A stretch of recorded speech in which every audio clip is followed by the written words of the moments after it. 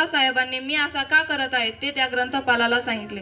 त्या ग्रंथपालाला या भारतीय विद्यार्थ्याचे नवल वाटले, खूप कौतुक वाटले।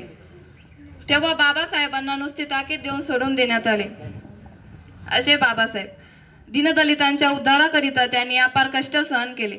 आपल्या समाजाला धर्मरूढीच्या नावाखाली माणुसकीपासून वंचित ठेवित आहेत। आपला समाज कुत्र्यापेक्षाही लाचार जीवन जगत आहेत हे त्यांनी अनुभवले होते।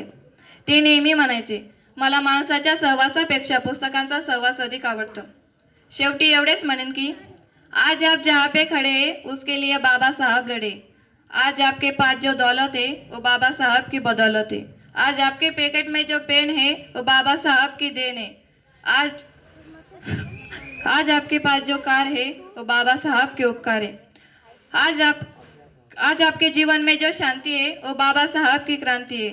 आज आपके तन पे जो चमचमाती शर्ट है वो बाबा साहब ने झेले हुए कष्ट है। अगर फिर भी आप उनके प्रति मौन हैं तो दिल पे हाथ रखकर बताइए आपकी तरक्की के पीछे कौन है। जय भीम, जय संविधान।